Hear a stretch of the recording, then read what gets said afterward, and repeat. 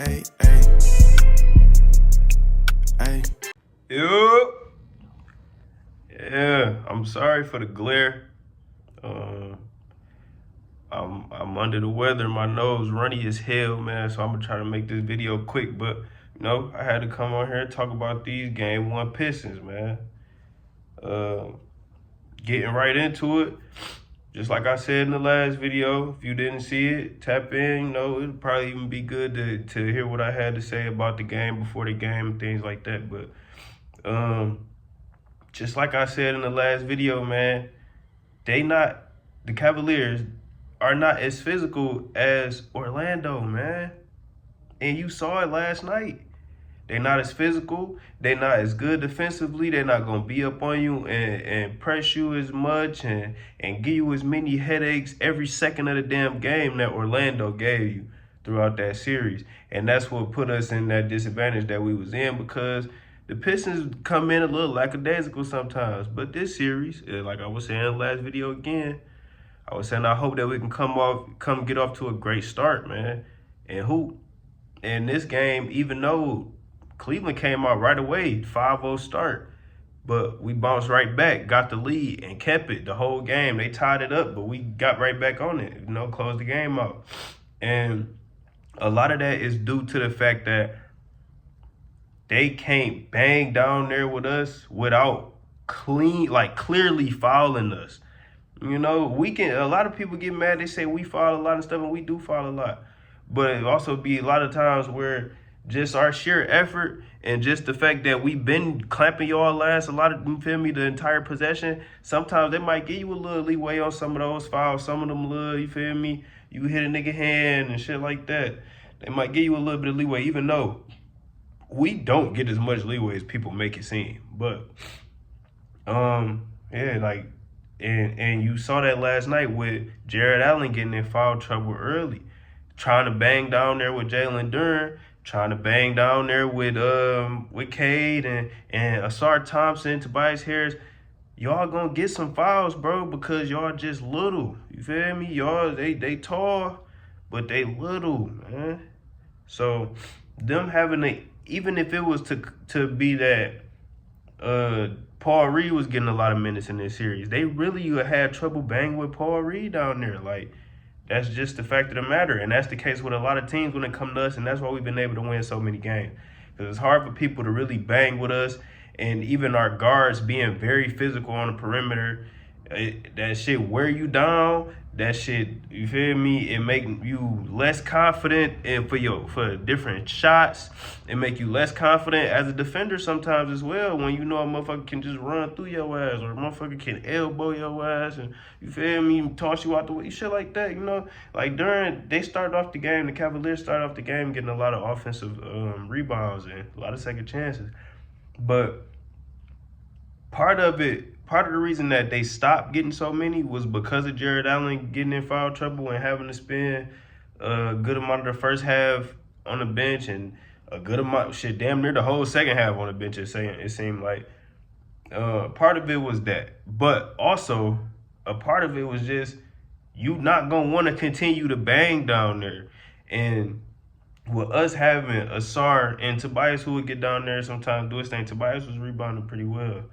You feel me? I feel like we are rebounding well yesterday, for real, if I'm being honest. But it's tough, and that's why we got so many wins, and that's why the Cavaliers are an easier matchup for us than even the Orlando Magic, in my opinion. As long as we can keep some kind of offense going, like when you watched our guys, they had a lot of not only were they confident offensively, I feel like they always seemed pretty confident overall, but not only was they very confident offensively, they just seemed like they was able to get into a flow quicker than any of them games against the Magic.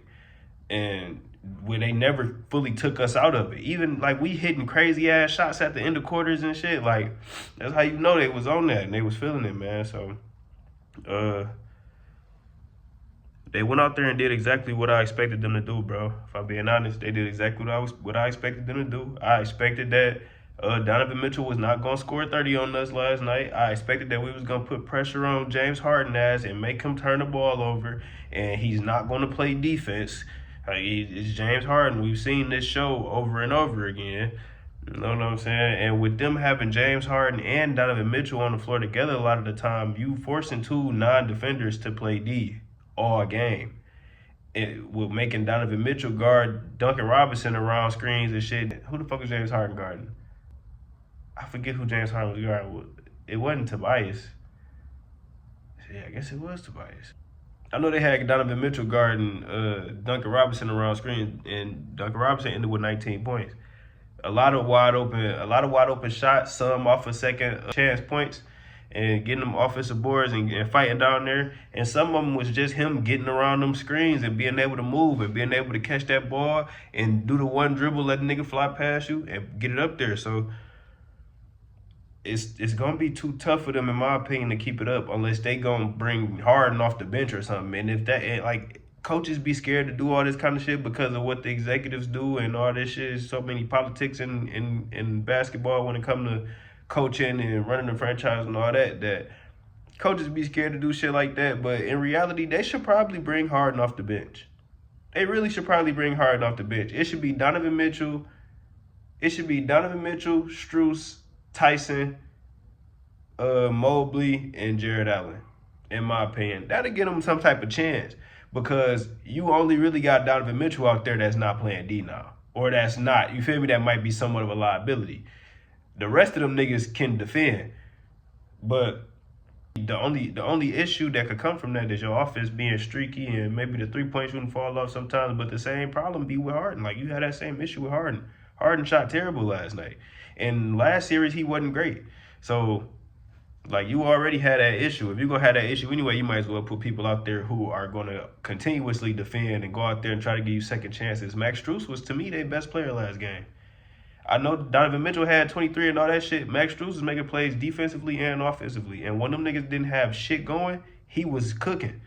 You feel me? I didn't expect that out of Max Strus. I expected him to do his thing a little bit. You feel me? Go ahead, hit his open shots and play some decent defense. But I didn't expect for Max Strus to come out the gate shit with a 20-point game.